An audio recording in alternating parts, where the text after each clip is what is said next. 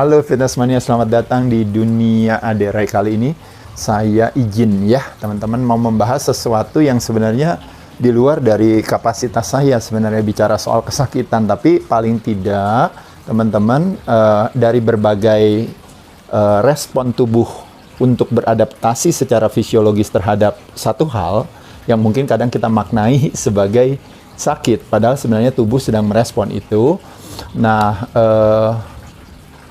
mungkin saya bisa sedikit sharing sama teman-teman tentang kalau seandainya saya bersedia merubah perilaku saya, ternyata potensi untuk saya dimaknai sebagai sakit tadi gitu ya, akhirnya menjadi lebih berkurang. Maksudnya itu ya.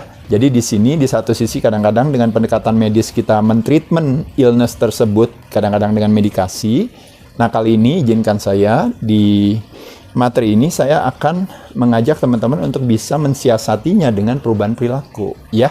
Karena profil hampir 95% orang sakit, hampir sebagian besar adalah is a non-communicable disease, disebabkan karena ulah perilaku kita ya.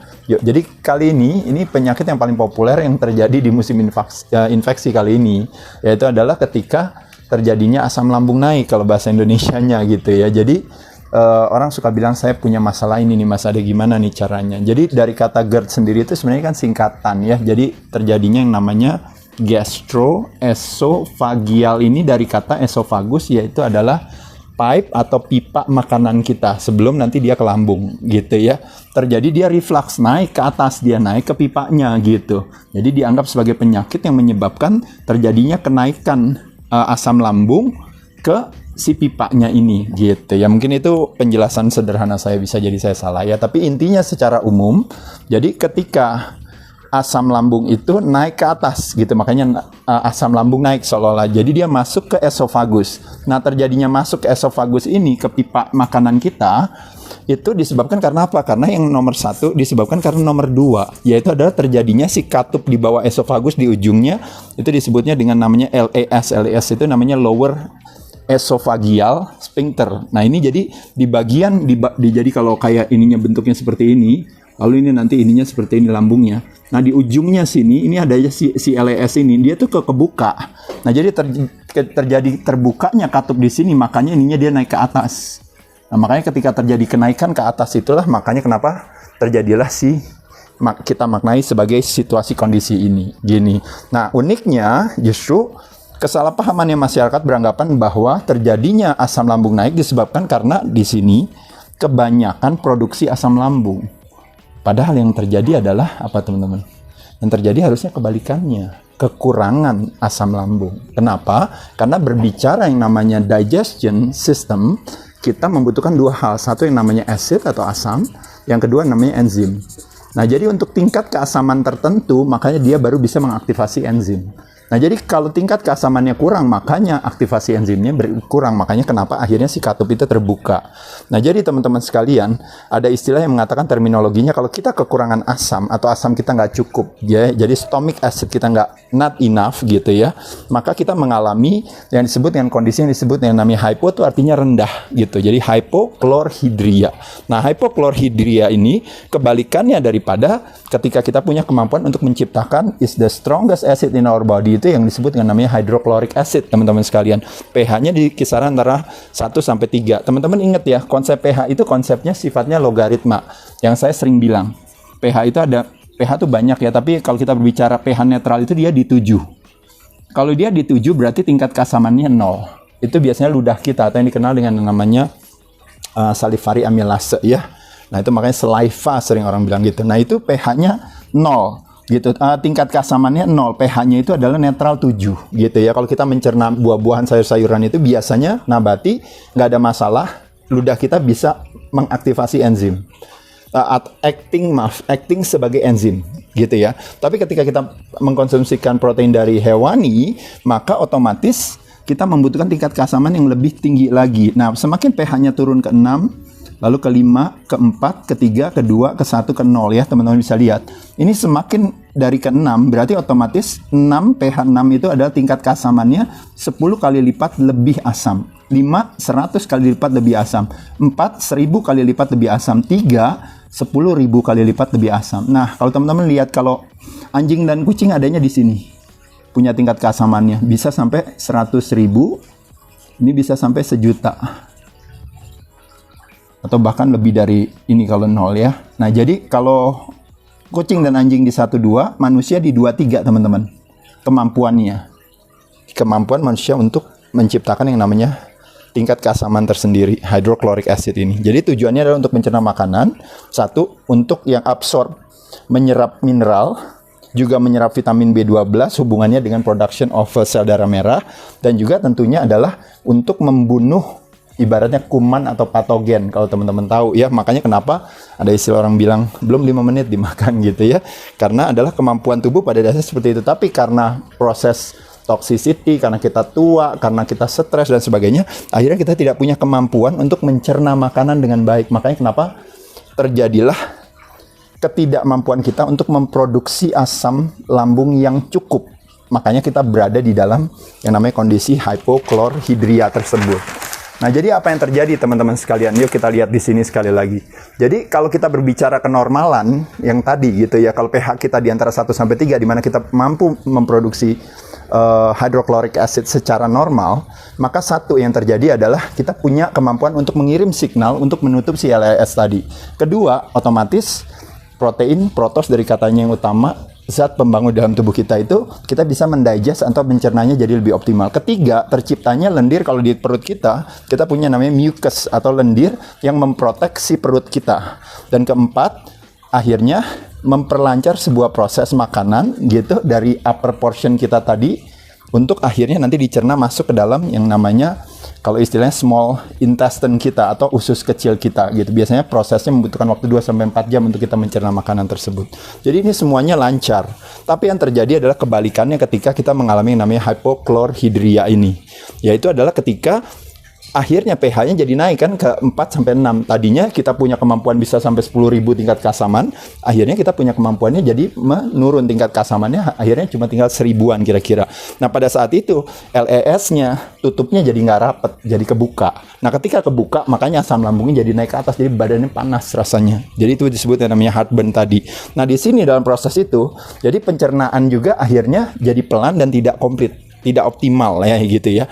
Yang ketiga, akhirnya makanannya juga kelamaan, makanya jadi kita gassy, bloated gitu. Nah, makanya kenapa akhirnya otomatis akhirnya jadi naik ke atas, teman-teman yang tahu di sini. Dan terakhirnya akhirnya membuat si food pipe kita tadi, si esophagus tadi, si pipanya tadi itu jadi mengalami iritasi gitu. Karena kalau di perut itu ada mucus, ada lendir, sedangkan di esophagus kan nggak ada, makanya jadi nggak enak rasanya. Nah, itu teman-teman sering itu, tapi suka salah paham ya ketika terjadi hal tersebut. Akhirnya teman-teman kadang-kadang sering nyalahin yang salah ntar puasa gitu ya, ntar yang salah apalagi yang lainnya ya.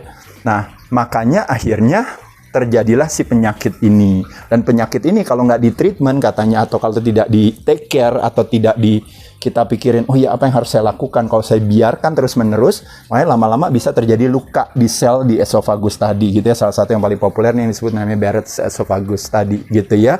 Sehingga akhirnya menyebabkan terjadinya pelan-pelan, nanti kalau lukanya udah tambah, akhirnya terjadi pertumbuhan sel-sel, akhirnya otomatis nanti bisa lead ke hal yang mungkin tidak kita inginkan ya. Makanya kenapa di sini ada teman-teman bisa Google urusan kesakitan ini yang tidak dalam kapasitas saya untuk bisa menjelaskan, tapi paling tidak akhirnya bisa jadi kanker, bukan ide baik ya kalau hanya gara-gara urusan seperti ini. Nah, jadi ciri-cirinya apa aja kalau kita punya masalah-masalah seperti ini? Ciri-cirinya adalah kesatu, biasanya otomatis dadanya panas ya. Kedua, lalu tidak nafsu makan, terutama kalau kita berbicara untuk makan daging, terutama pasti kita appetite-nya kita agak kurang. Karena apa? Karena balik lagi, ketika kita tidak punya kemampuan untuk memproduksi tingkat keasaman tertentu, nah pada saat itulah kita merasa, aduh nggak enak makan daging, nggak enak banget. Karena memang kita nggak punya kemampuan untuk mencerna si daging tersebut. Jadi terutama hewani, protein, itu makin berat lagi. Makanya kalau asalnya dia makannya nabati, dia masih nggak apa-apa. Lalu otomatis biasanya gassy ya, atau bloated ya, atau kembung ya. Ada dikenal terminologinya namanya irritable bowel syndrome gitu ya, permasalahan di perut. Lalu leaky gut juga akhirnya ini problem, ini nanti akan ada satu topik sendiri ya kalau kita ngomongin leaky gut. Akhirnya yang menyebabkan terjadinya berbagai hal. Mulai dari akhirnya kita sensitif terhadap makanan tertentu, akhirnya kita alergi, lalu rambut juga, kuku juga tipis karena balik lagi ketika kita tubuh tidak mampu mencerna protein dengan baik, akhirnya otomatis yang kalau kita modalitas daripada rambut, kuku, bahkan juga otot sebenarnya itu kan sebenarnya dari protein nggak dicerna dengan baik, makanya bermasalah. Cewek juga rambutnya bisa rontok gitu, dan terjadilah yang namanya defisiensi, kekurangan secara nutrisi karena ketidakmampuan kita untuk mencerna mulai dari asam amino, mulai dari zat besi, mineral, B12 dan sebagainya. Jadi ini ciri-ciri kita berada di dalam yang namanya hypochlorhydria tadi gitu. Nah, ini sekarang masuk ke dalam penyakit yang di luar daripada kapasitas saya untuk bisa memberikan advice medis ya teman-teman ya. Jadi tapi intinya sekali lagi ini berbagai penyakit-penyakit yang relate dengan situasi kondisi tersebut. Nah makanya nanti teman-teman bisa buat satu investigasi karena sekarang ini teman-teman kan didiagnosa akhirnya berpenyakit, misalnya salah satunya misalnya lupus di sini. Nah ini SLE ini singkatan dari Systemic Lupus Erythematosus gitu ya. Nah ini hubungannya dengan kadang-kadang dengan autoimmune disease juga ya. Masalah tiroid juga gitu. Jadi production of tiroidnya juga jadi akhirnya slow down juga gitu ya. Akhirnya menyebabkan jadi kitanya juga jadi lemes, energinya juga slow down.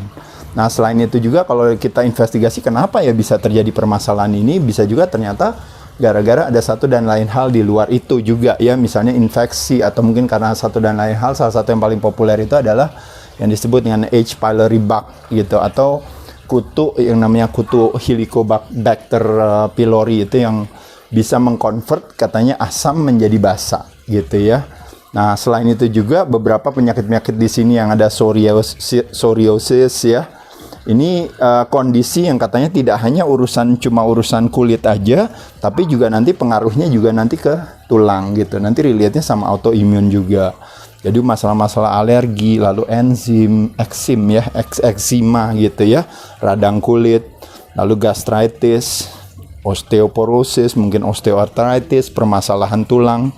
Ini hubungannya sebenarnya ya kalau saya bisa lihat juga ya, kalau teman-teman lihat ya, ingat kan ya konsep triad itu tadi gitu ya. Jadi ototnya tuh berkurang karena proteinnya kurang karena ketidakmampuan kita mencerna protein, akhirnya dia berpengaruh otomatis ke tulang. Makanya kenapa jadi permasalahannya kayaknya relate ke sana juga gitu ya. Atau juga permasalahan ini pernicious anemia, itu ketidakmampuan systemic acid untuk menyerap B12 yang menjadi modalitas daripada badan kita untuk memproduksi sel darah merah gitu ya. Nah ini berbagai penyakit yang relate dengan situasi tersebut ya.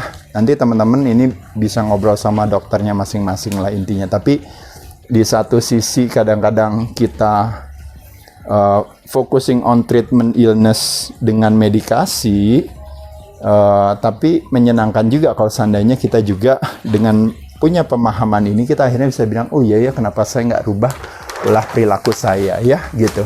Makanya kenapa sekali lagi teman-teman, kesimpulan dari cerita ini, kenapa apple cider vinegar adalah salah satu yang bisa menjadi alat bantu bagi kita kalau seandainya kita tidak punya kemampuan untuk menciptakan tingkat keasaman. Nah si ACV ini pH balance-nya itu kira-kira di sekitar antara 2,5 sampai 3,5. Itu artinya kurang lebih sekitar 5.000 sampai 10.000 tingkat keasaman dibandingkan dengan ludah kita yang pH-nya tadi 7 gitu ya. Jadi kesimpulan konsumsinya apa? Konsumsinya coba 1 sendok makan digabung sama 1 gelas air. Jadi selalu digabung ya, nggak boleh langsung dikonsumsikan langsung. Itu bahaya gitu ya, kita nggak punya kemampuan. Makanya kenapa mesti dilute, harus dicampur semuanya ya. Yang kedua, dikonsumsikannya biasanya sebelum makan atau biasanya juga sebelum tidur untuk mengatasi yang namanya, kalau istilahnya kadang-kadang pagi itu kadang-kadang gula darah itu kita suka tinggi gitu. Itu yang disebut yang namanya fenomena fajar atau dawn phenomenon gitu. Nah untuk menurunkan si fasting glucose kita tadi, menyenangkan kalau sebelum tidur juga kita mengkonsumsikan ini. Nah khusus untuk teman-teman di dunia Aderai dan juga di IG-nya saya minta teman-teman boleh gak berkomentar kira-kira apa sih kebermanfaatan apa yang teman-teman bisa dapatkan setelah mengkonsumsikan si cuka apel, atau punya pengalaman yang related dengan ternyata kalau seandainya saya punya kemampuan untuk memproduksi hydrochloric acid, apakah secara bantuannya si apple cider maupun dengan cara saya meminimalisasi stres, ya kan, saya mungkin juga berusaha untuk menghindari toxicity gitu dan sebagainya. Nah, teman-teman success story-nya boleh cerita ya di komen. Nah, nanti kalau komen yang terbaik nanti saya akan kasih hadiah. Hadiahnya yaitu adalah si cuka apel itu sendiri ya nih teman-teman ya. Jadi satu paket ini saya kasih, ini ada apa namanya? Ada ini juga apa namanya, ini tumbler ya buat teman-teman, sama apple cider vinegarnya yang sesuai dengan yang saya ini ya. Bisa dari berbagai merek sebenarnya, tapi kebetulan saya kasih buat teman-teman yang ini. Mudah-mudahan teman-teman juga bisa memanfaatkannya ya. Jadi pilih selalu apple cider vinegar, selalu yang satu yang organik ya. Itu artinya yang raw, unfiltered atau unpasteurized ya. Lalu with mother. Artinya di sini with mother-nya bukan dalam arti polutannya itu ada manfaat atau tidak, tapi hanya lebih menggambarkan betapa ibaratnya ini benar-benar prosesnya tuh murni, nggak ada tambahan lain gitu loh maksudnya ya. Jadi nggak pakai tambahan misalnya ada honey, ada apa, itu nggak ada. Nah, jadi benar-benar harus yang seperti ini ya teman-teman ya. Jadi itu nanti teman-teman saya kasih satu paket semuanya ya di sini. Saya berikan kepada teman-teman. Nanti satu buat di Dunia Aderai dan satu buat di Instagramnya ade_rai. Nanti teman-teman boleh berbagi cerita ya. Saya ucapkan terima kasih teman-teman, semoga bermanfaat. Boleh share materi ini. Kalau balik lagi tadi komennya, mudah-mudahan nanti dari berbagai komen itu ya, terlepas dari mungkin teman-teman nggak semuanya bisa menang kan ya, karena yang menangnya akhirnya cuma dikit, tapi cerita teman-teman dari pengalaman teman-teman merubah ulah perilaku atau mengkonsumsikan makanan fermentasi mungkin atau cuka apel dan sebagainya, mendapatkan kebermanfaatan. Cerita-cerita itulah yang nanti ya teman-teman nanti akan menjadi satu masukan pembelajaran yang bagus banget buat teman-teman yang menyaksikan program ini ya. Itu satu hal yang luar biasa, kemenangannya sebenarnya adanya di sana. Saya ucapkan terima kasih teman-teman, mudah-mudahan bermanfaat adanya. Cheers.